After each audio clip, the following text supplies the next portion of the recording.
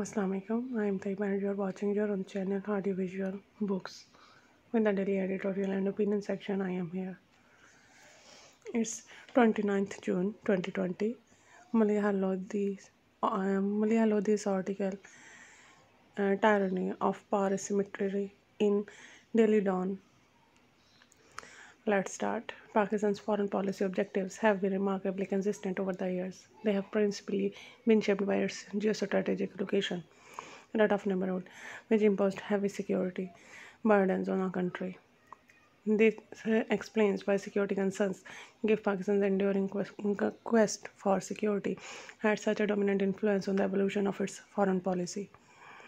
The sweep of the country's foreign policy over the decades also reveals a complex interplay between internal and external factors and between domestic goals and an ever changing international environment.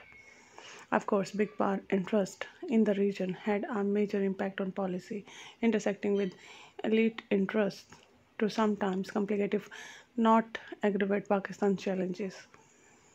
An undefined aspect of this was a mindset of dependence fostered among officials during prolonged periods of the country's alignment.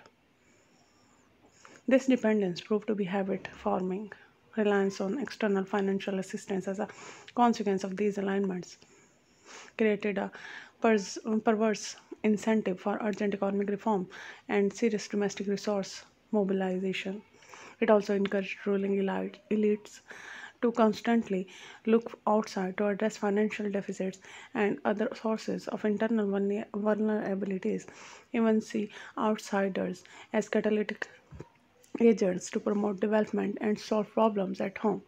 Abdul Sattar's book, Pakistan's Foreign Policy 1947 to 2019, whose fifth edition has been published this year, does not examine this linkage between the internal and external and how they have been intertwined in such a consequential way, but it offers a useful beginner's guide to the many twists and turns of foreign policy. Meant primarily for students of international relations, it remains a valuable starting point for anyone interested in learning, in concise form, about the factors driving Pakistan's external engagement since the country's inception. Sattar witnessed firsthand many of the watershed developments in foreign relations during his 39 years career in the Foreign Service. As Foreign Secretary, he was a participant in several key policy decisions. I had the privilege of working briefly with him in the immediate aftermath of 9/11 when I served as Pakistan's ambassador to the US and he became Foreign Minister. I found him anxious to listen to the assessment and advice of the mission, rarely done now, and eager to share his perspectives with our team. His visits to Washington at a challenging time were marked by candid conversations with our interlocutors, often punctuated by a dry wit. He passed away last year, a month after he finished updating his book.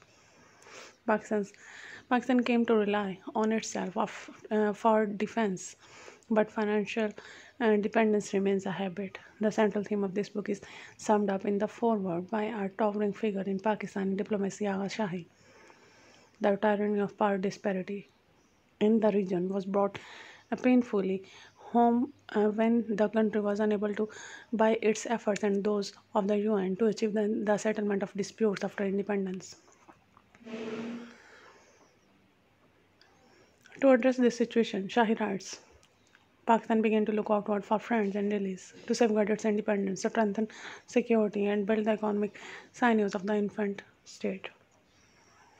The need to address this power asymmetry tyranny drove Pakistan into alliances during the Cold War and beyond.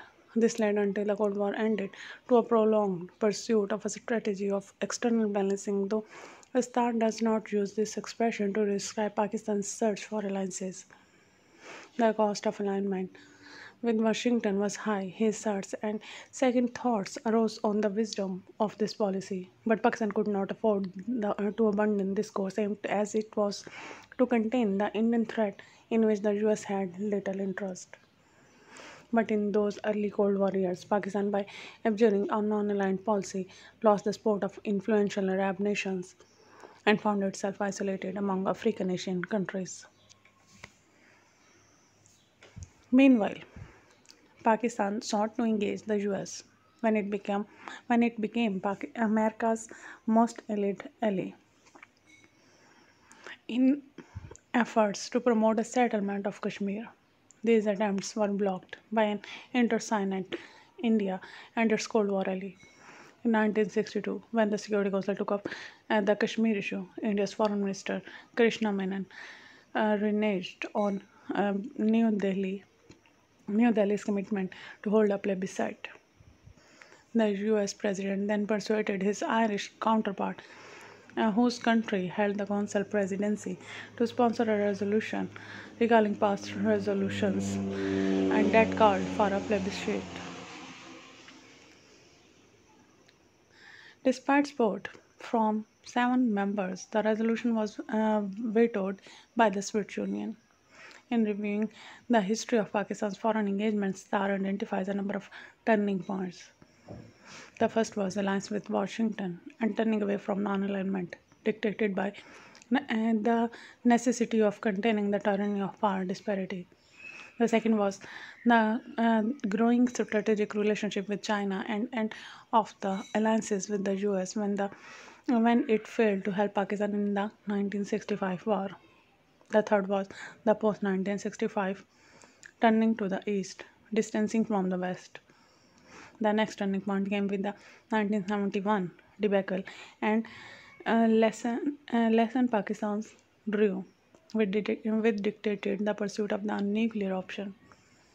The Soviet invasion of Afghanistan in 1979 marked another turning point, which led to Pakistan's long involvement as well as resumption of the alliance with Washington. This ended with the Soviet exit from Afghanistan.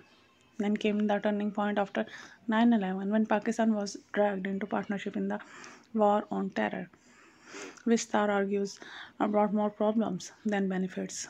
The most recent turning point that Star did not live to write about has been Pakistan tie its strategic future more firmly to China while facing an implacable hostile India that has sought to illegally change the status quo in occupied Kashmir.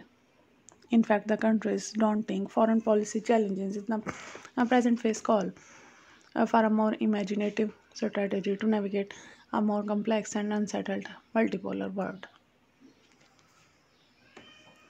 The world has changed fundamentally, but habits ingrained over the years by the ruling elite have yet to do so. Pakistan learned to rely on itself for its defense when it pursued and acquired the strategic capability to deter aggression. But the habit persists of seeking help from foreign donors to deal with chronic financial financing gaps, frequently dramatized frequently dramatized by frantic trips to Arab capitals. A similar lesson has yet to be learned about financial self reliance, which is only possible through the bold fiscal reforms and a reordering of budget priorities. The tyranny of dependence waits to be overcome. The writer is a former ambassador to the US, UK, and UN. Published in Dawn, June 29th, 2020. Please like and subscribe to be updated daily. Thank you.